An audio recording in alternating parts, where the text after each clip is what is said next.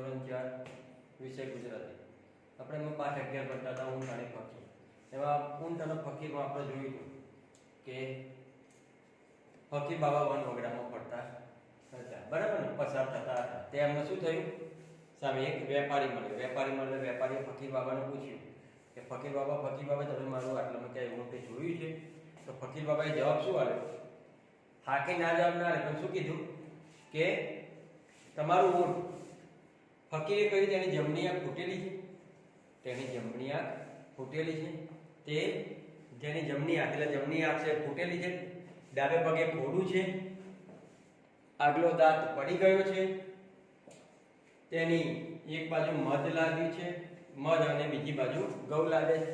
આવું એને જેવું જોયું તેવું એમને કહ્યું, બરાબર. એટલે પછી પેલો વેપારી કહે હા એ જ મારું ઊંટ, બરાબર. તમે ક્યાં જોયું? એટલે ફકીર બાબાએ શું કીધું? મેં તમારું ઊંટ જોયું નથી, એવું એમને કહ્યું.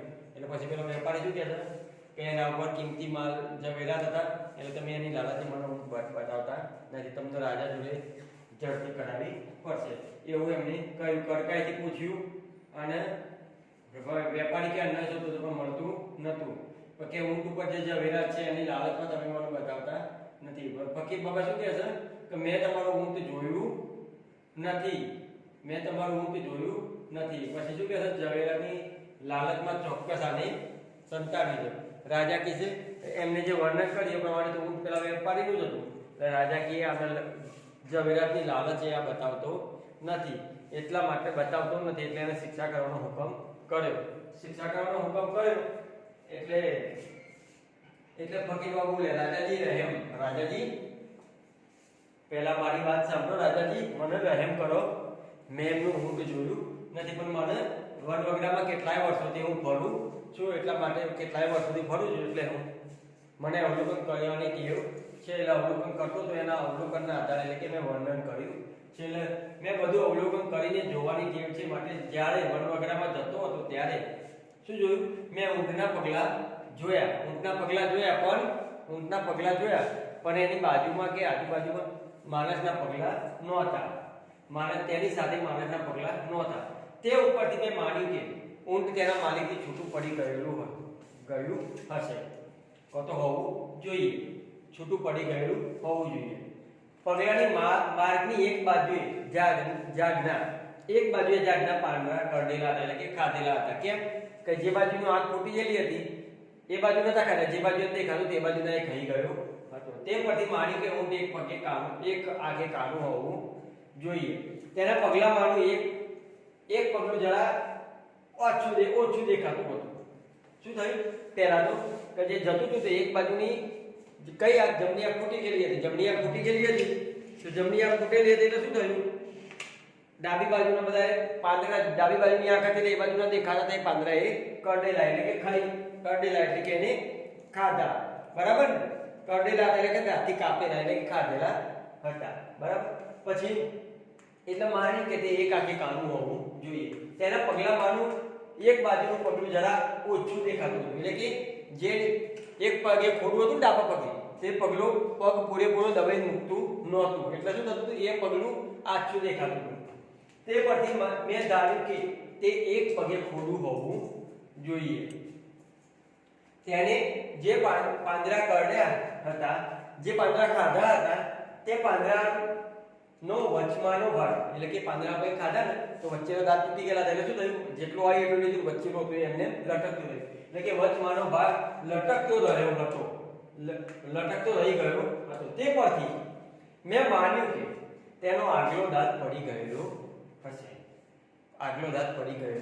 કેમ કે એને આપણે ખાધું તો શું કર્યું? આગલો દાંત નતો, એટલે જે દાંત નતો ને એ આજુબાજુમાં ખવાઈ ગયું, વચ્ચેનું પાંદડું રહી ગયું, એટલે કે આગલો દાંત પડી ગયો હશે. તેની માર્ગની એક બાજુએ ઘઉં વેરાયેલા હતા અને બીજી બાજુએ માખીઓ બનબનતી હતી. એટલે શું થયું? એવું જતું હતું, એક બાજુ ઘઉં વેરાયેલા હતા અને એક બાજુ માખીઓ બનબનતી, એટલે કે માખીઓ બનબનતી હતી, એટલે કે બનબન અવાજ કરતી હતી. એ પરથી મેં અનુમાન કર્યું, એટલે કે વેરાયેલા હતા અને માખીઓ બનબન કરતી હતી. એ પરથી મેં અનુમાન કર્યું કે ઊંટની એક બાજુએ ઘઉં લાવ્યા છે અને બીજી બાજુએ મધ લાગ્યું હશે. એટલે કે એક બાજુ ઘઉં વેરાયેલા હતા, એક બાજુ મધમાખીઓ. એટલે મધમાખીઓ ક્યાં આવે? મીઠું હોય, ગળી વસ્તુ હોય ત્યાં આવે. એટલે કે મધ હશે. તો કે એક બાજુ મધ લાદી હતી ને એક બાજુ ઘઉં લાદ્યા હતા. કોઈ માણસ તેની ઉપર બેઠું હોય તો ઘઉં કે મધ નીચે પડવા ન દે. એટલે કે જો ઊંટ ઉપર કોઈ માણસ બેઠું હોય તો ઘઉં અને મધ નીચે પડવા દે નહીં. એ પરથી મેં માની લીધું કે તે ઊંટ એકલું તેના ધણી પાસેથી નાઠું છે. એટલે કે આના પરથી મને ખબર પડી કે ભાઈ નીચે વેરાયેલું છે, એટલે એના પર કોઈ માણસ છે નહીં, કે એની સાથે કોઈ માણસ છે, એનો ધણી કોઈ છે નહીં. એટલે એ એકલું એના ધણી પાસેથી છૂટીને ભાગી ગયું છે. ધણી એટલે કે માલિક પાસેથી નાઠું છે. થોડે દૂર જતા આ વેપારી મને સામે મળ્યો. એટલે કે થોડોક દૂર આગળ ગયો એટલે મને આ વેપારી સામે મળ્યો અને ઊંટ વિશે પૂછવા લાગ્યો. અને મને આગળ જતા વેપારી મળ્યો તેને મને આ ઊંટ વિશે પૂછવા લાગ્યો. મેં તેને ઉપર પ્રમાણેનું વર્ણન કર્યું. એટલે કે મેં અત્યારે જે વર્ણન કર્યું એ પ્રમાણે એનું વર્ણન કર્યું. તે ઉપરથી મને લાગ્યું કે તેનું ઊંટ મેં જોયું છે. એટલે મેં વર્ણન કર્યું એટલે એને એવું લાગ્યું કે ભાઈ મેં એનું ઊંટ જોયું છે. પણ ઝવેરાતની લાલચે હું તેને બતાવતો નથી. એટલે કે છે કે મેં વર્ણન કર્યું એટલે એને એવું લાગ્યું કે ફકીર બાબાએ મારું ઊંટ જોયું છે, પણ ઝવેરાતની લાલચે મને બતાવતા નથી. પરંતુ રાજાજી હું સાચું કહું છું કે મેં ઊંટ જોયું નથી કે સંતાડ્યું પણ નથી. રાજાજી હું સાચું કહું છું, ઊંટ મેં જોયું પણ નથી અને સંતાડ્યું પણ નથી. રાજાએ આ વાત સાંભળીને ખાતરી થઈ ગઈ. રાજાને આ વાત સાંભળી, બધી વર્ણન કરેલું વાત સાંભળી અને પછી ખાતરી થઈ કે ફકીરે ખરેખર ઊંટ જોયું નથી. એટલે રાજાજીને એમ થયું કે આને જે અવલોકન કરવાની ટેવના આધારે જે વર્ણન કર્યું છે એ પરથી એવું લાગે છે કે ફકીરે ખરેખર ઊંટ જોયું નથી કે સંતાડ્યું પણ નથી. તેને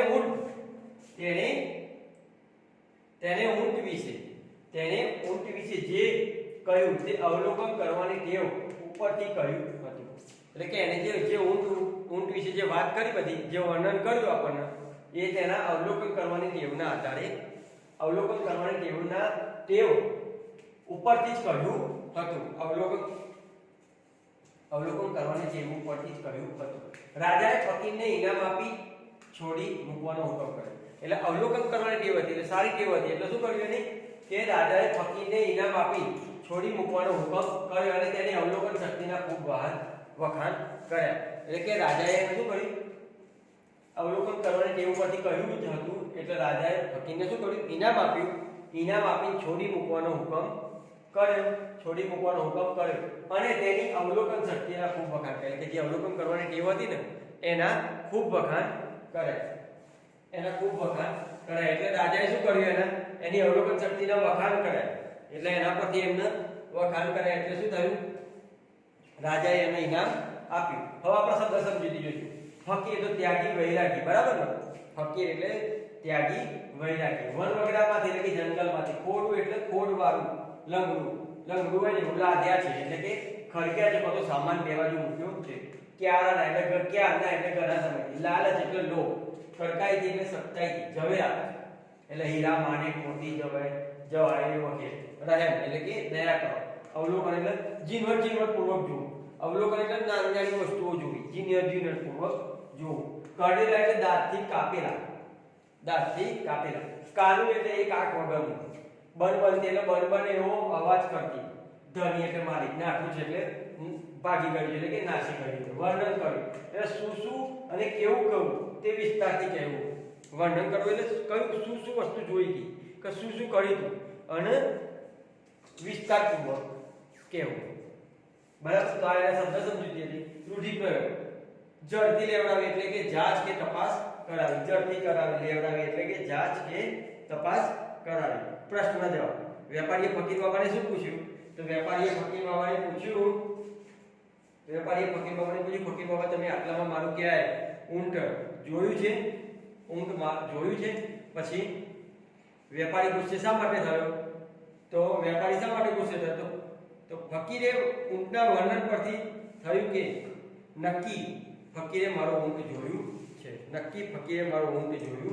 છે. પરંતુ ઊંટ ઉપર જે માલ સામાન હતો એની લાલચમાં એ મને બતાવવા માંગતો નતો. એટલા માટે ફકીર ગુસ્સે થયો. ઊંટ એક આગે કાલું હશે એવું અનુમાન ફકીરે કયા આધારે કર્યું? ઊંટ એક આગે કાલું હતું ને? ઊંટ એક હાથે કાનું હતું એવું ફકીરે કયા હાથે કર્યું?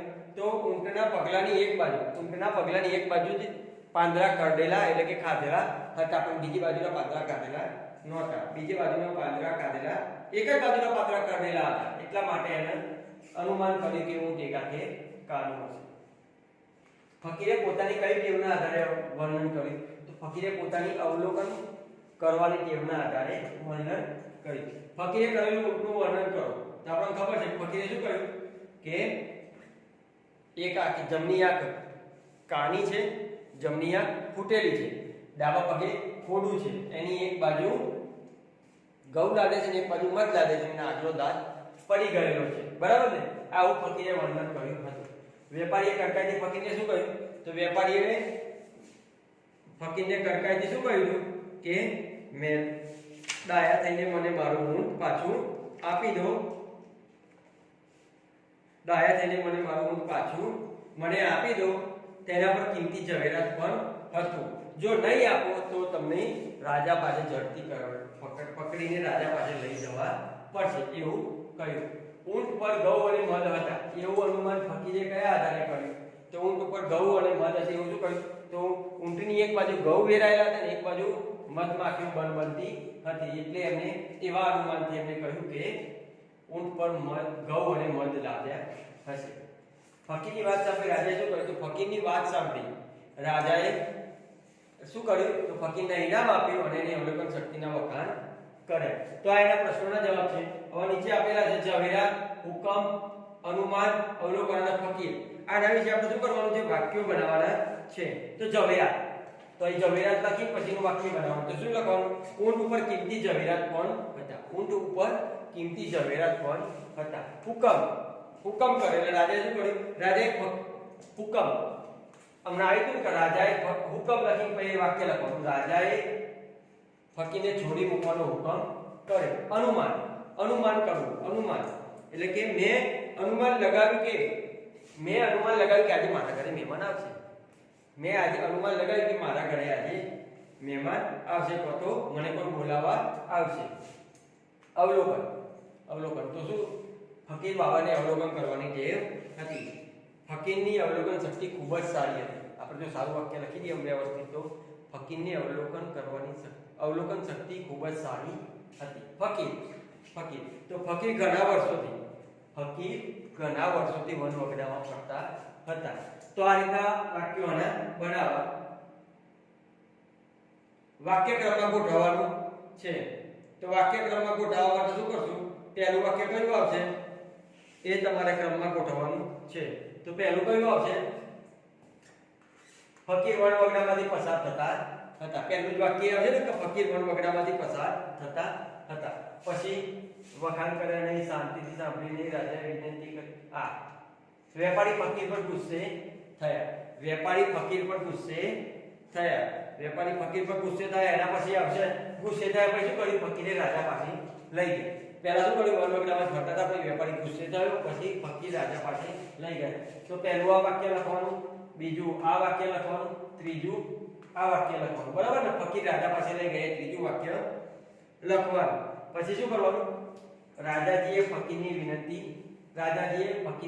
કરી. પછી ચોથા વાક્યમાં લખવાનું રાજાજીએ ફકીરને વિનંતી કરી. અને પાંચમામાં